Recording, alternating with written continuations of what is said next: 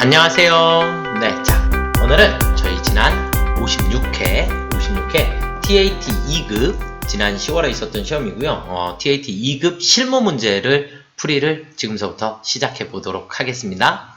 그래서 프로그램 설치해 주시고요. 이렇게 프로그램 설치 가마솥 산업 나와 있고요. 자, 우리 1번 문제서부터 차근차근 풀어나가 보도록 하겠습니다. 자, 거래자료 3만원 초과 거래에 대해서 우리 경비 등 송금명세서 작성하시오 그랬어요. 그래서 40만원 거래이고요. 오늘 날짜는 1월 24일입니다. 그렇죠? 1월 24일 김금동에게 보냈고요. 뒤로 넘겨보시면 이체 확인서에 여기에 입금 계좌번호, 그 다음에 은행, 이런 정보들이 포함이 되어 있다는 걸 확인하실 수 있어요. 자, 자료 1번은 상추를 농업인에게 직접 구입하고 받은 납품 확인증이고, 자료 2번은 구입대금을 당사 하나은행 보통예금에서 송금한 이체 확인증이다 그랬어요. 그럼 일단 거래 자료를 입력하라 그랬으니까 일반 전표에 1월 24일 날 작성을 해 보도록 하겠습니다. 자, 그러면 일반 전표에 1월 24일 날 우리는 차변에 목적이 뭐였죠? 우리 공장 직원 식당에서 사용할 거라 그랬죠? 그쵸? 네, 공장 직원 식당에서 사용할 거니까 우린 차변에 복리후생비 500번대 복리후생비가 40만원이 되겠고요. 대변에는 보통예금으로 처리해 주시면 되겠죠? 보통예금의 거래처는 하나은행입니다. 하나은행 보통예금 계좌에서 이체 지급했고요. F10 누르셔서 경비 등 송금명세서를 작성을 해주셔야지 되겠고, 2022년 1월 24일 날 상호 법인명은 따로 없죠. 그쵸? 그래서 상호는 그냥 김금동이라고 써주시면 되겠고, 김금동, 그 다음에 주민번호 670928100032로 넣어주시면 되겠고, 거래 내역은 상추 쓰셔도 상관없으실 거고, 금액은 40만원, 송금일자 2022년 1월 24일, 거래 은행은 국민은행이었습니다. 그렇죠? 국민은행 계좌번호가 012345612541 해주시면 되겠고요. 이해가 되셨나요? 그래서 국민은행으로 계좌 이체하여 지급하였습니다. 그래서 경비 등 송금명세서, 그리고 저장하기 눌러주시면 되겠습니다. 자, 그 다음 두 번째 문제로 넘어가 보도록 하겠습니다. 약속어음의 만기, 결제, 할인 및 배서양도라 그랬고요. 2월 10일 날 거래이고요. 자, 제품 매출처 세정물산에서 받아 보관 중인 전자음을 3주 무역에 외상 매입금 1,200만원 결제하기 위하여 배서 양도하였다. 그럼 외상 매입금은 3주 무역이 되고, 그 다음에 받으러움은 세정물산에 받으러움이 나가겠죠. 그렇죠? 그러면 오늘은 2월 10일이고요. 1,200만원 거래에 대해서, 자, 날짜는 02월 10일 날. 그럼 차변에 외상 매입금은 누구 거였어요? 3주 무역의 외상 매입금 1,200만원을 대변에 받으러움은 세정물산의 받으러움으로. 그럼 받으러움 나왔으니까 우리 F3 눌러서 자금관리, 그러면 할인이 아니라 배서양도 3번이고요. 어음은 선택해 주시면 되겠고, 지급 거래처는 누구한테 줬다고요?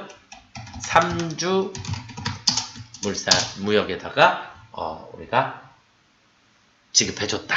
그래서 지급거래처 3주 무역까지 이렇게 배서양도하는 거래에 대한 입력을 해보았습니다.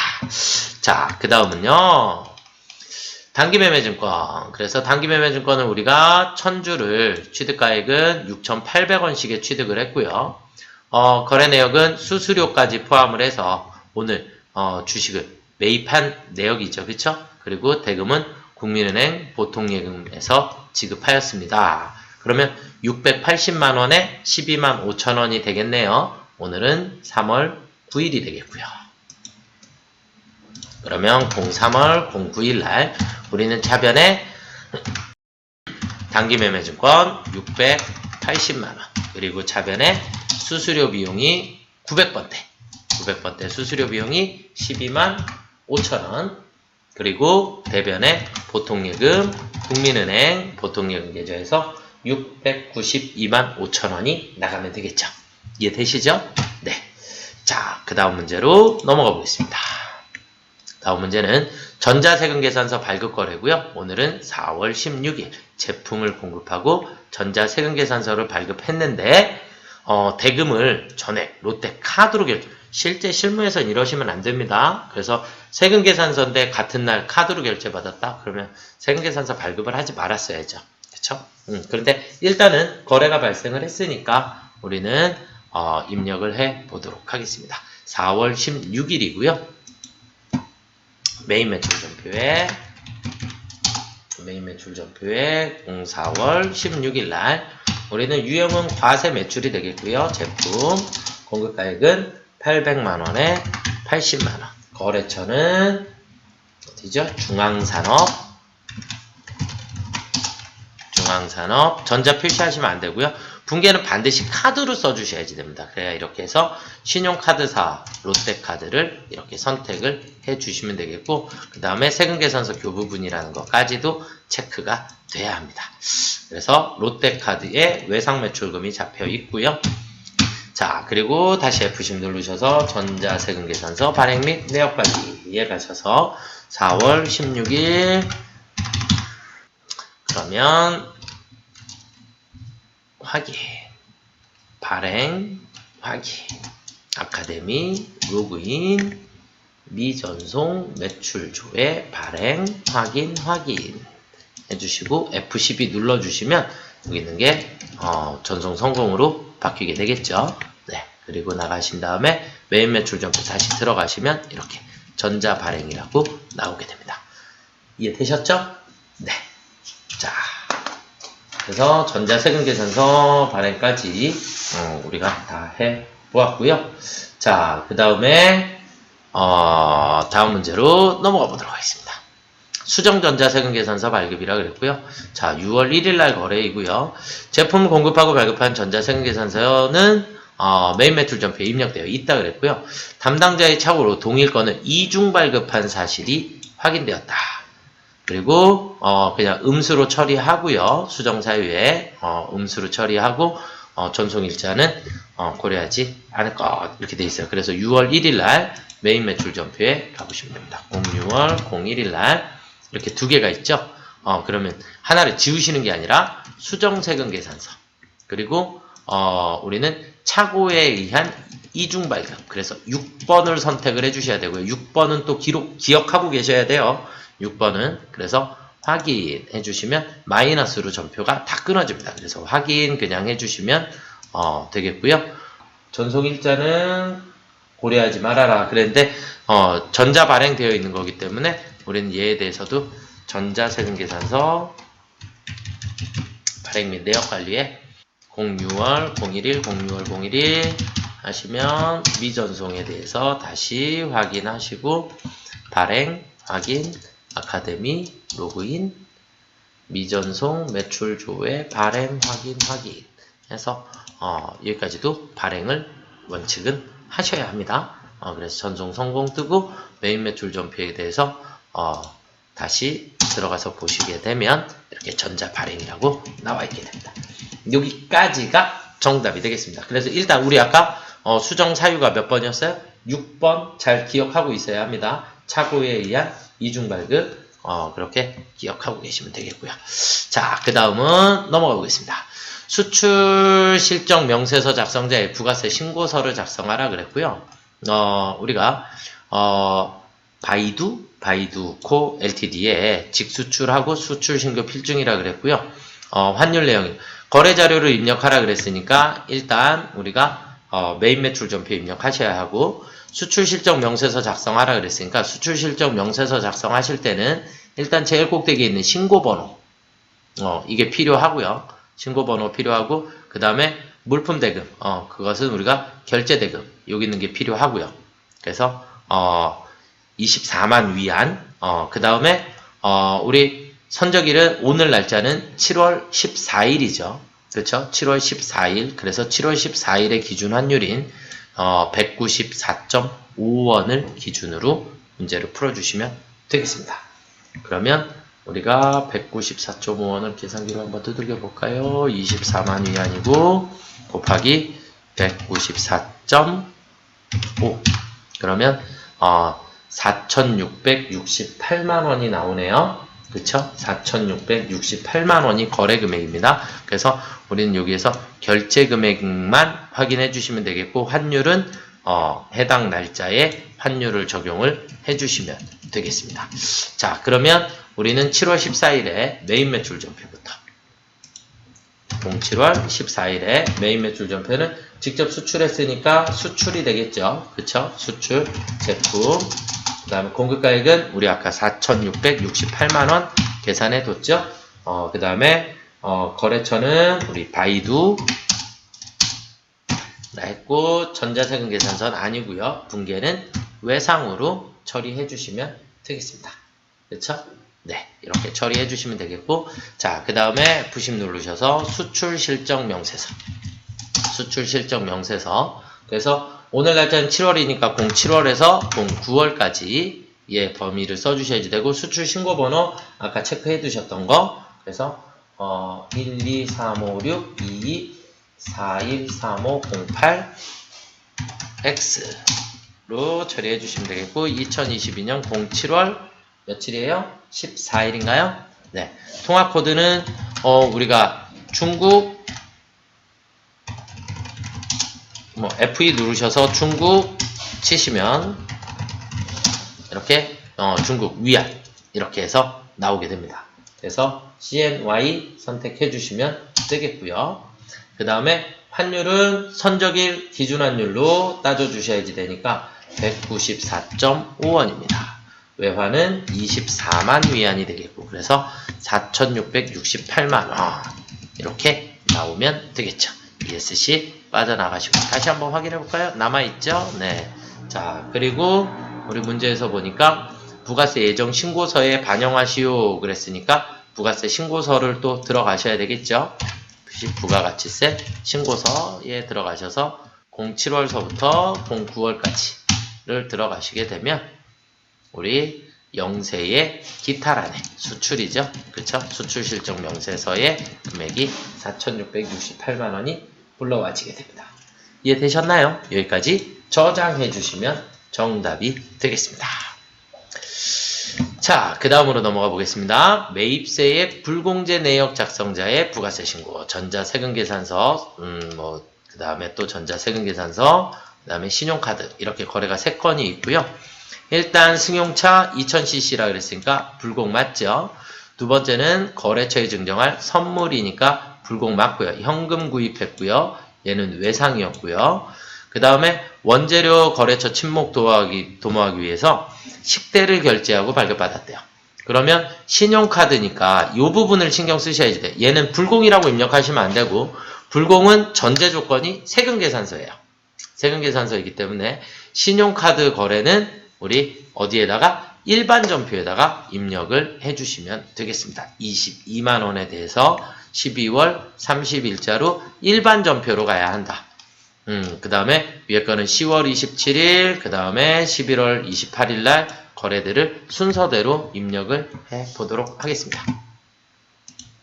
자, 그럼 메인 매출 전표에 우리 첫 번째 거래가 10월 27일이고요. 승용차. 그래서 불공 맞고요. 비영업용 소형 승용차의 구입, 소나타. 공급가액은 2,700만원이 되겠고요. 자, 거래처는 세계자동차. 그래서 세계자동차 전자 입력해 주시면 되겠고, 분계는 외상인데 혼합이라고 해주셔야 되겠고, 차량 운반구 구입했고, 대변은 미지급금이라고 처리해 주셔야 되겠죠. 그렇죠? 네, 이렇게 되고요. 자, 두 번째 거래는 11월 28일입니다. 11월 28일 날 우리 문제 한번 다시 살펴볼까요? 그래서 선물 세트를 구입을 했고 300만원 거래 GS마트 이렇게 찾아주시면 되겠고요. 자, 그래서 불공에 이번에는 접대비 관련 그래서 9번이고요. 그 다음에 선물 공급가액은 300만원에 30만원 GS마트 그 다음에 전자고요. 분계는 현금 지급했다 그랬어요. 그래서 우리는 접대비 813번 접대비로 써주시면 되겠고요. 자, 그 다음에 세 번째 거래는 우리가 신용카드 거래니까 이거는 12월 30일 날 일반 전표에다가 입력을 해주셔야지 돼요. 그래서 일반 전표에 12월 30일 날 우리는 차변의 접대비, 그런데 500번대 접대비입니다. 그래서 접대비 500번대, 그래서 22만원, 그리고 대변에 가서 카드로 결제했으니까 미지급금 삼성카드 잡아주시면 되겠죠. 이해가 되시나요? 그래서 우리 세 번째 거래는 우리 불공이 아니라 일반 전표에다가 입력해 주셔야지 되는 거래이다. 그래서 이렇게 1, 2, 3번의 거래 자료를 모두 다 입력했고요. 그 다음에 2기 확정 신고 기간에 매입세 불공제 내역을 작성하라 그랬으니까 매입세 불공제 내역, 매입세 불공제 내역은 매입세액 불공제 내역 들어가셔서 2기 확정이니까 10월부터 12월을 들어가시면 저장된 데이터 아니요 해야 새로운 게 불러와지겠죠? 그래서 아니요 그래야 새로운 데이터 이렇게 두 건이 불러와지게 됩니다. 그러면 그냥 저장해 주시면 되겠고요. 자, 그 다음은 매입세 불공제 내역을 전자신고세액공제를 반영하여 부가세 확정신고서를 작성하시오. 전자신고세액공제 10,000원을 공제받기로 했으니까 부가가치세 신고서에 10월부터 12월로 들어가시게 되면 이렇게 불공이 다 알아서 들어와 있을 거고요. 다 들어와 있을 거고 우리는 전자신고세액공제를 받아야 하니까 그 밖의 경감 따당 누르셔서 전자신고세액공제 10,000원을 적용해 주시면 되겠습니다. 그래서 전자신고세액공제는 그 밖의 경감에 가셔서 따당 더블 클릭해 주시면 전자신고세액공제가 나오게 됩니다. 그리고 여기까지 저장 눌러주시면 정답이 되겠고요. 자, 여기까지 부가세 신고서까지 문제를 다 풀어봤고요. 자, 그 다음은 이제 평가 문제. 우리 11번서부터 이제 평가 문제를 이제 하나씩 할 건데 문자 사용할 수 없고요. 컴마는 사용하실 수 있습니다. 컴마. 그 다음 반드시 숫자로만 입력을 이렇게 해주셔야지 된다라는 거. 그 다음에 답안은 숫자로만, 그 다음에 거래처 코드를 물어보는 거는 5자리로 반드시 이렇게 입력해 주시면 되겠고, 뿔 기능 지원 안 되니까 000 숫자로 입력해 주셔야지 되고, 복사 붙여넣기 가능하다라는 거 알아두시면 될 것 같습니다. 자, 그러면 수행평가 첫 번째 문제서부터 한번 살펴볼게요. 회사 등록을 조회하여 올바르지 않은 것을 찾으라 그랬어요. 그쵸?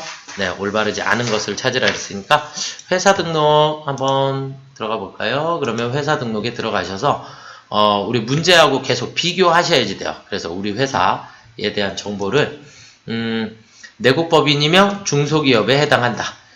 기준경비율 코드는 293001 제조업에 해당한다. 그랬으니까 자, 우리 여기 추가사항에 보시면 내국기업, 중소기업의 내국법인의 중소기업에 해당한다 라고 되어 있고, 그 다음에 코드는 옵션 코드는 293001 제조업으로 되어 있는 게 맞다 라고 확인이 가능하시고요. 국세 환급 사유 발생 시 국민은행으로 입금된다 그랬어요. 그러면 국세 환급 계좌는 여기 보시면 하나은행이다 라고 보여지시죠? 네, 그러면 정답은 3번이 되겠네요. 국민은행에 입금된다가 아니라 하나은행에 입금되도록 되어 있고요. 그 다음에 담당자 이메일은 여기 보시면 이메일 이렇게 확인이 가능하십니다. 자, 두 번째 문제로 넘어가 보도록 하겠습니다. 매입 매출 전표 조회. 우리 수정 세금 계산서의 수정 입력 사유. 우리 아까 몇 번 외웠었죠? 6번. 그쵸? 그래서 수정 입력 사유는 우리가 착오에 의한 이중 발급 6번으로 기록을 해주시면 되겠고, 다시 확인하셔도 돼요. 매입 매출 전표에 가셔서 우리 아까 거래가 6월 1일자 여기서 따당 여기서 수정 세금 계산서 버튼 누르시면 이렇게 수정 6번이라고 나오게 됩니다. 아시겠죠? 자, 그 다음 문제는요. 세금계산서 합계표를 조회하라 그랬어요. 그래서 중앙산업에 전자 발행된 세금계산서 총 공급가액은 그랬으니까 세금계산서 합계표 들어가셔서 언제예요? 1기 확정과세 기간에 그러면 4월에서 6월이 되겠고요. 4월에서 6월에 전자의 누구 거죠? 중앙인가요? 그러면 중앙산업 맞죠? 중앙산업의 총 공급가액은 얼마인가 그랬으니까 중앙산업의 총 공급가액은 1,800만 원이 정답입니다. 이해되시죠? 자, 그 다음 문제는 매출 전자세금 계산에서 발급 총 매수는 몇 매인가 그랬으니까 총 매수는 33매가 되겠죠. 그쵸? 총 매수는 33매 이렇게 확인해 주시면 되겠고요. 수출 실적 명세서에 10번 수출한 재화의 원화 금액은 얼마인가? 그래서 수출 실적 명세서에 우리 원화 금액, 우리 아까 이거 우리가 계산했었잖아요. 그쵸? 그래서 수출 실적 명세서 들어가셔서 07월에서 09월 그러면 원화 금액은 총 4,668만 원입니다. 이해가 되셨나요? 수출한 재화의 원화 금액 이렇게 4,668만 원 찾아주시면 되겠고. 자, 그 다음에 2기 예정 신고 기간에 반영된 영세율 과세 표준 총액은 2기 예정의 영세율 과세 표준. 그러면 우리 부가세 신고서에 2기 예정이니까 7월에서 9월로 들어가셔서 저장된 데이터 보시면 영세의 과세 표준은 2를 더하셔야지 되니까 5,168만 원이 정답이 되겠습니다. 2를 더해 주시면 되겠죠? 그쵸? 네. 이렇게 해주시면 되겠고.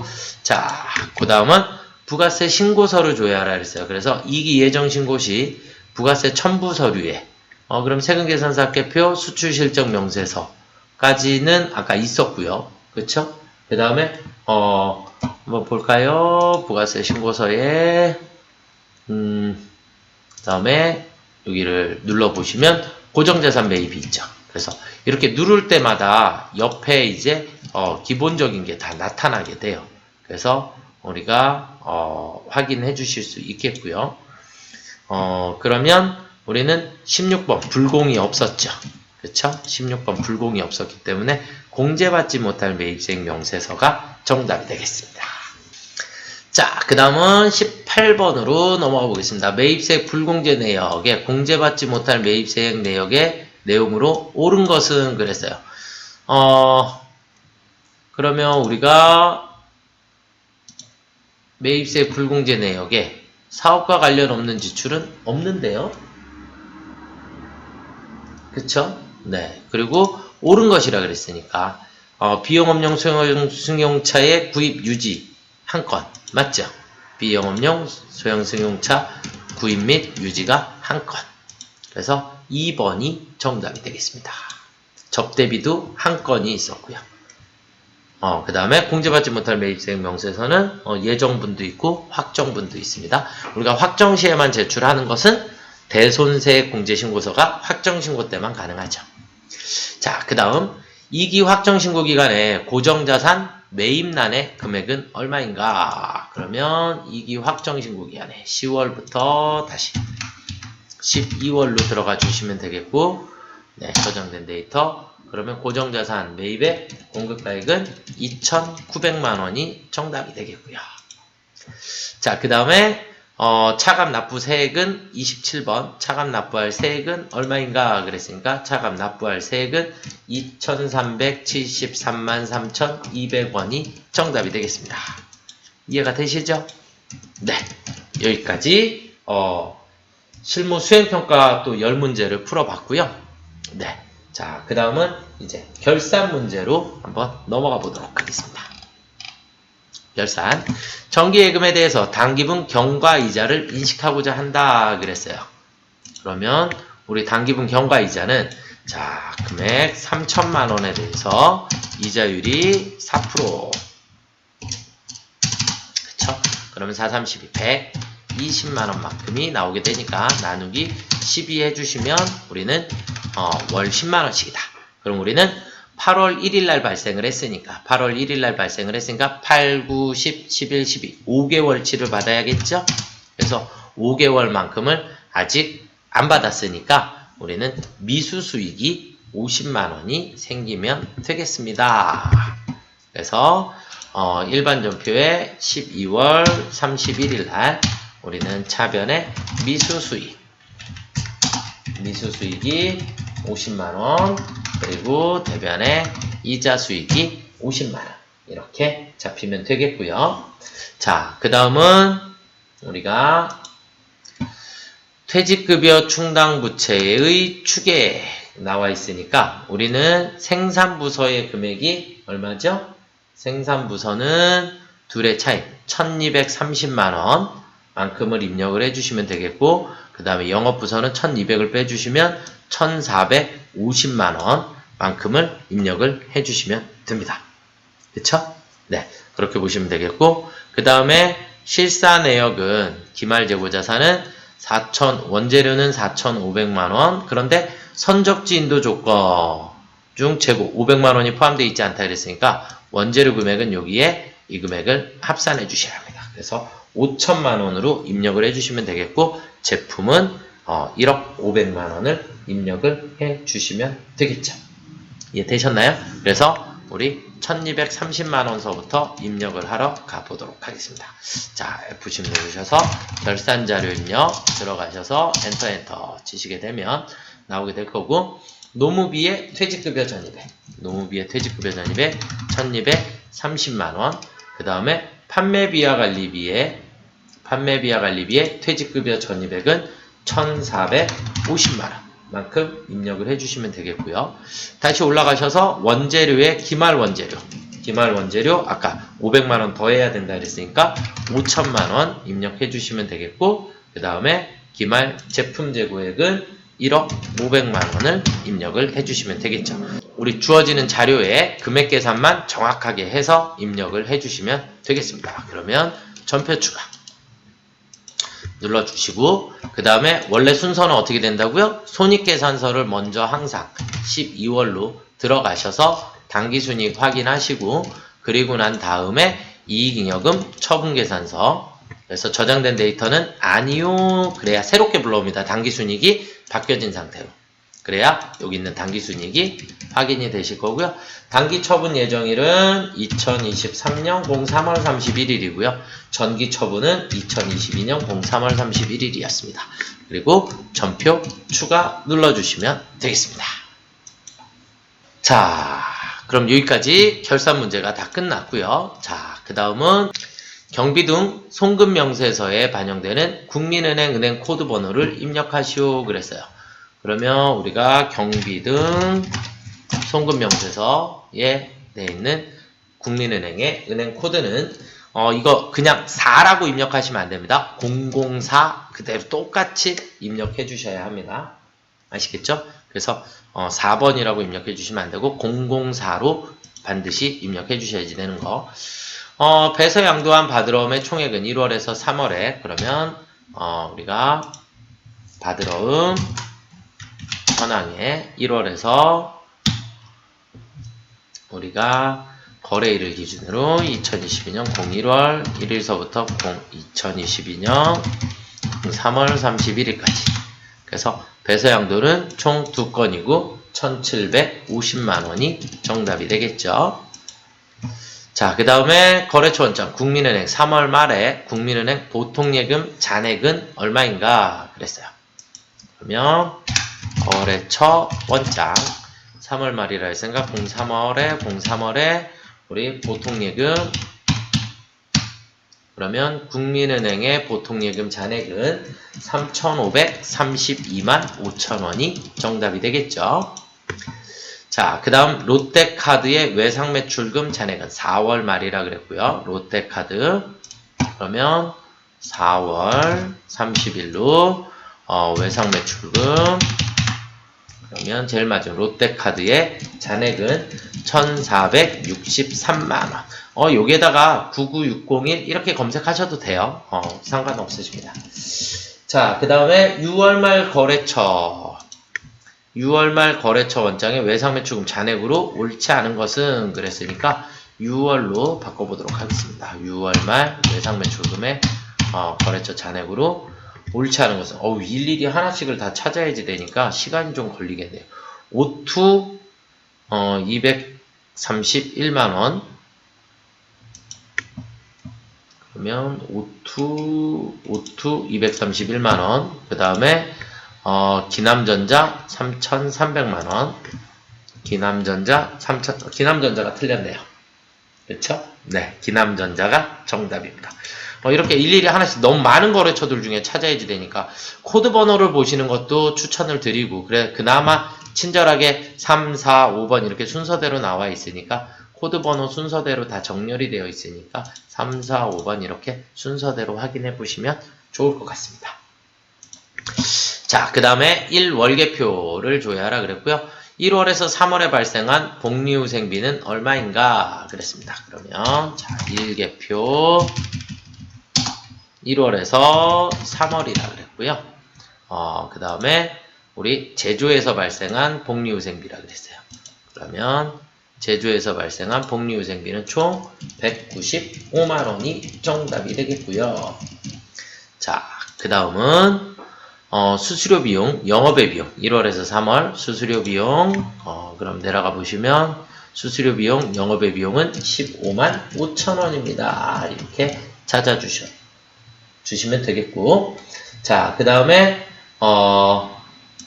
7월에서 9월에 발생한 제품 매출은 얼마인가 그랬으니까 07월에서 09월에 제품 매출을 찾아가 보도록 하겠습니다. 제품 매출은 3억 8,868만원이 정답이 되겠고요. 자, 그 다음은 손익계산서를 조회를 하라 그랬어요. 그럼 우리 아까 손익계산서 열어놨었나요? 네, 손익계산서 가셔서 첫 번째 접대비, 영업의 수익의 이자 수익 두 가지를 한꺼번에 찾아볼게요. 그러면 접대비는 669만 8천원, 그 다음에 이자 수익 물어봤으니까 342만원. 얘는 이렇게 복사해서 쓰셔도 돼요. 컨트롤 C 하신 다음에 우리 예를 들어서 여기다가 컨트롤 V 이렇게 하시면 그냥 그대로 금액이 들어가니까 바로 복사해서 쓰실 수 있게 됩니다. 자, 그 다음은 재무상태표를 가라 했으니까 재무상태표를 또 들어가 보겠습니다.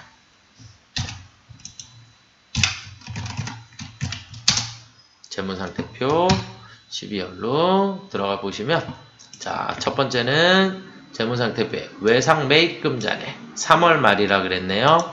그러면 또 03월 달로 외상매입금 1억 6,486만 8천원입니다. 됐죠? 자, 그 다음은 12월 말에 차량 운반구. 그러면 12월 달에 차량 운반구는 우리가 6,070만원이 정답이 되겠죠. 장부 금액을 물어봤으니까 차량 운반구, 여기서 중요한 장부 금액은 얼마입니까? 이렇게 물어봤으니까 장부 금액은 감가상각 누계액을 뺀 금액이에요. 아시겠죠? 감가상각 누계액을 뺀 나머지 금액. 자, 그 다음에 퇴직급여 충당부채는 얼마인가요? 그랬으니까 밑으로 조금 내려가시면 퇴직급여 충당부채는 7,880만원이 정답이 되겠고요. 자, 그 다음에 기말 원재료 잔액은 얼마인가? 이건 아까 우리가 5천만원 집어넣었었나요? 그쵸? 원재료의 재고액은 5천만원 넣었었던 것 같고요. 자, 그 다음에 마지막 문제는 미처분 이익여금의 잔액을 물어봤으니까 제일 밑으로 내려가시면 미처분 이익여금은 5억 8,636만 3,112원입니다. 112원. 그래서 요게 4번이 정답이 되겠죠? 이해가 되시죠? 네, 이렇게 해서 찾아주시면 되겠습니다. 자, 그 다음은 이제 근로소득으로 넘어가 보도록 하겠습니다. 네. 자, 그러면 우리가 급여명세표에 그러면 급여자료입니다. 으로 들어가시면 되겠고요. 자, 우리가 급여명세가 나와 있고 9월의 급여자료를 입력하시오라고 되어 있고요. 그 다음에 급여 지급일은 25일이고요. 25일. 그 다음에 최예나는 영업부 과장이라 그랬고, 배대광은 생산직인데 직전연도 총급여액이 3,300만원이죠. 그러면 연장근로 비과세 못 받습니다. 그죠? 연장근로 비과세 못 받게 되고요. 그 다음에 그래서 사원 등록에서 생산직 비과세 여부를 적용하라 그랬고요. 그 다음에 수당 등록을 하라 그랬어요. 그러면 수당은 육아수당 6세 이하의 자녀가 있는 경우 그럼 비과세 맞죠? 그 다음에 자격증 수당은 무조건 과세입니다. 그리고 식대는 식사를 제공하고 있다 그랬으니까 과세가 되겠고요. 야간근로는 무조건 비과세입니다. 야간근로는 무조건 비과세를 입력을 하시되 사원 등록에서 여기서 비과세 여부를 선택을 해주시는 거기 때문에 그래서 두 가지의 차이점. 자, 그러면 우리가 일단 사원 등록에 먼저 가시면 사원 등록에 최예나는 사무직이니까 우리가 생산직 여부에 부, 연장근로도 부 이렇게 되어 있고요. 배대강은 생산직은 맞아요. 그래서 생산직은 여이지만 연장근로에 대해서는 직전 연도의 총급액이 3천만 원이 넘어가기 때문에 부에 해당한다. 그래서 연장근로는 부 이렇게 입력해 주시면 되겠고요. 자, 급여자료에 수당공제 등록에 가셔서 수당공제의 첫 번째는 우리가 육아수당은 비과세 육아수당 선택해 주시면 되겠고 그 다음에 자격증 수당 과세고요. 그 다음에 식대 과세고요. 그 다음에 야간근로수당은 무조건 비과세 연장근로로 넣어주시면 되겠습니다. 이렇게 해주시고 확인. 그러면 오늘은 9월이고요. 09월에 급여자료를 입력할 거고 2022년 09월 25일이 급여 지급일이 되겠고요. 최예나의 기본급은 우리 보시면 기본급서부터 순서대로 다 입력해 주시면 되겠죠. 그래서 기본급 350, 그 다음에 육아수당이 10만원, 자격수당이 20만원, 식대가 12만원입니다. 그리고 4대 보험료는 자동으로 계산이 될 거고요. 배대광위는 210만원에 그 다음에 육아수당, 자격수당, 그 다음에 식대가 12만원, 야간근로수당이 30만원. 나머지는 자동 반영되는 금액을 반영해 주시면 되겠고요. 자, 그 다음은 이제 원천징수 이행사항 신고서를 또 작성하라 했나요? 네. 그래서 급여자료 급여로 입력했고 9월분 원천징수 이행사항 신고서를 작성을 해주시면 되겠습니다. 자, 그러면 원천징수 이행사항 신고서로 들어가 보도록 하겠습니다. 원천징수 이행사항 신고 안 들어가지지. 네, 이게 F10에서 얘가 안 불러져가지고 그래서 원천징수 이행사항 신고서 이렇게 클릭하셔서 들어가셔야 되겠고요. 09월이고 09월 네 들어가시면 이렇게 21만 9,510원의 소득세를 산출해 주실 수 있게 됩니다. 자, 그럼 여기까지를 얘는 저장을 해주시면 되겠고요. 자, 급여 자료를 입력을 다 했으니까 이제 우리 평가 문제를 또 한번 보도록 하겠습니다. 급여 항목 중 과세 대상 지급액은 얼마인가? 최예나의 과세 대상 지급액은 얼마인가? 그랬습니다. 그러면 우리가 급여 자료에서 다시 들어가서 보시면 최예나의 과세 대상 급여액은 382만 원이고요. 자, 그 다음에 두 번째는 수당 항목 중 과세 대상 식대 금액은 얼마인가? 최예나. 그런데 우리 식대가 다 과세라 그랬죠. 그쵸? 우리가 식대 여기에서 현재 사원 현재로 바꾸게 되면 사원별로 얘가 바뀌게 돼요. 사원별로. 그래서 최예나 사원의 식대에 대한 과세는 12만 원입니다. 이해되시죠? 육아수당만 비과세 10만원을 적용을 받게 되고요. 자, 그 다음은 배대강의 9월 자료 야간근로수당은 과세 대상 야간근로수당은 그랬으니까 우리 배대광을 클릭하시게 되면 야간근로수당이 다 과세죠. 그렇죠? 그래서 30만원이 정답이 되겠고요. 자, 그 다음은 급여의 차인 지급액은 얼마인가? 배대광의 차인 지급액. 그러면 배대광의 차인 지급액이라 그랬으니까 245만 2,130원이 정답이 되겠네요. 그쵸? 4대 보험료를 다 빼고 난 나머지 그래서 245만 2,130원 정답이 되겠고요. 자, 그 다음에 원천징수 이행사항 신고서에 소득세 등 합계 금액을 물어봤으니까 원천징수 이행사항 신고서의 소득세는 21만 9,510원이 정답이 되겠습니다. 이해되셨나요? 네, 여기까지 우리가 원천징수 문제를 한번 풀어봤고요. 자, 그 다음 문제로 넘어가 보도록 하겠습니다. 그러면 일용직 사원의 원천징수 그랬어요. 그래서 첫 번째는 일용직 사원 등록 메뉴에 사원을 등록하시오 그랬거든요. 그래서 우영우 사원을 등록을 해주시면 되겠습니다. 그러면 우리가 일용직 사원 등록에 가셔서 자, 코드 번호는 3001번이고요. 사원명 우영우, 그 다음에 내국인이고요. 주민번호는 9607251182-814 넣어주시면 되겠고, 입사년월이 2022년 10월 01일입니다. 자, 근데 이제 얘를 입력하시면서 우리는 이제 중요한 게 일용직 급여는 매일 지급하는 방식이고요. 그 다음에 고용보험만 징수하기로 한다라고 되어 있나요? 네, 그래서 매일 지급이고, 그러면 우리가 지급 형태가 매일 지급이고요. 그쵸? 그 다음에 고용보험료율은 여 선택해 주시면 되겠죠. 그쵸? 고용보험료율만 여 선택해 주시면 되겠고, 나머지는 다 1지급 방식이니까 우리가 크게 건드리시지 않으셔도 되겠고, 자, 일단 정상급여는 1일 얼마씩이에요? 22만원. 그쵸? 그래서 1급직으로 선택을 해주시면 되겠습니다. 이해되셨나요? 네. 자, 그 다음은 이제 두 번째 문제는 일용직 급여 자료 입력을 해주셔야겠죠. 그래서 우영우에 대해서 일용직 1급여 옆에 넘어가시면, 자, 우리가 10월에 4, 5, 6, 7 이렇게 4일간이 되겠습니다. 그렇죠? 그래서 귀속연월은 10월, 지급도 10월. 그러면 우영우에 그냥 4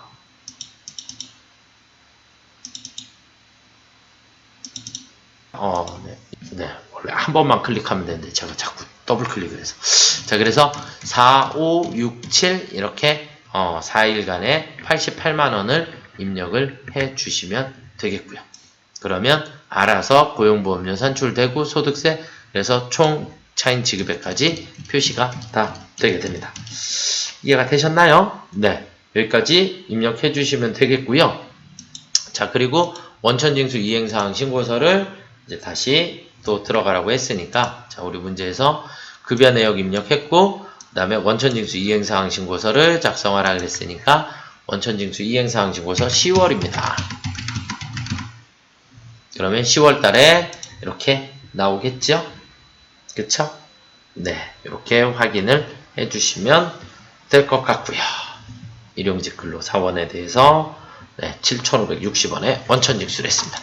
자, 그 다음에 이제 우리 문제, 공제 항목 중 고용보험의 총액은 얼마인가 이렇게 물어봤거든요. 고용보험 총액은 우영우의 고용보험은 이렇게 가보시면 전체 총액은 7,920원입니다. 이렇게 찾아주시면 되겠고요.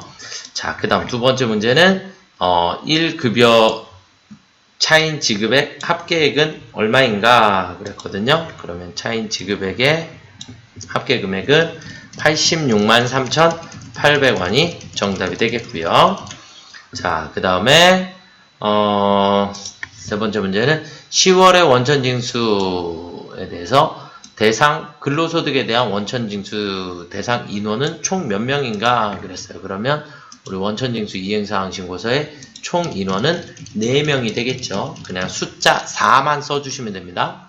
숫자 4만 써주시면 되겠고, 자, 그 다음에 6번 소득세의 일용근로대상 원천징수 세액은 얼마인가 그랬으니까 6번 소득세의 일용근로소득은 7,560원이 정답이 되겠습니다. 여기까지 저장해 주시면 되겠고요. 자, 그 다음은 이제 연말정산 문제로 들어가 보도록 하겠습니다. 사무직 임종욱의 연말정산을 위한 자료이다 라고 되어 있고, 그 다음에 부양가족 현황은 사전에 입력되어 있고 가족과 생계를 같이 하고요. 임종욱은 8월 31일 주식회사 동서울산업에서 근무하고 퇴직하였다. 그러면 종전근무지 입력을 해주셔야겠네요. 그렇죠? 그래서 종전근무지 소득명세 탭에서 입력하고 의료비는 의료비 탭에서 입력해 주시고 그 다음에 실손보험금 50만원을 수령했다 그랬고요. 보험료, 교육비, 그 다음에 연말정산 정산 명세 탭에다가 연금계좌를 입력해 주시면 된다라고 보시면 되겠고. 자, 일단 본인이 있고요.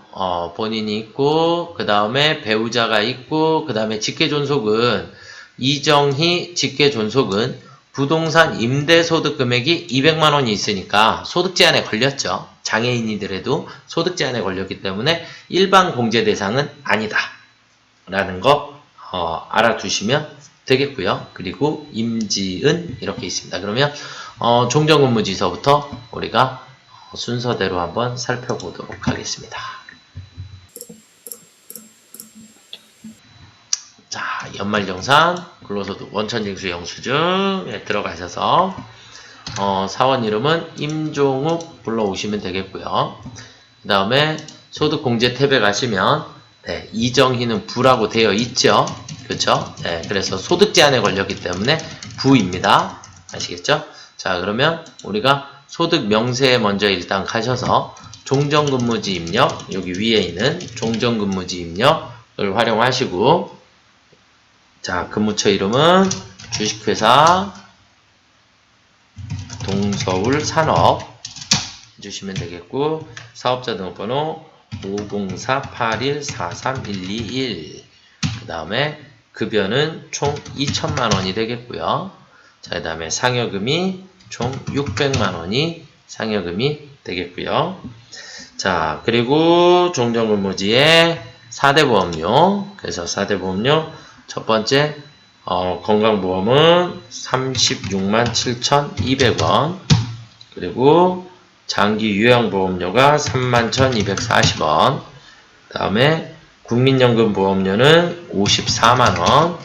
그 다음에 고용보험료는 78,000원에 원천징수를 했고요. 그 다음에 세액은 무조건 결정세액을 써주셔야 되니까 15만원에 15,000원 입력해 주시면 되겠죠? 네, 이렇게 해서 종전근무지를 입력을 하셨고요. 자, 그 다음 문제는 이제 이렇게 종전근무지 입력해 주실 때 동서울 그 다음에 근무기간을 입력을 안 했네. 그쵸? 근무기간을 근무 시작일은 2022년 01월 01일서부터 2022년 08월 31일까지의 근무기간을 입력을 해주시면 되겠습니다. 자, 그 다음에 이제 문제 그래서 급여 입력해 주시고 상여금 입력해 주셨고 그 다음에 4대 보험료는 여기 나와 있습니다. 그렇죠?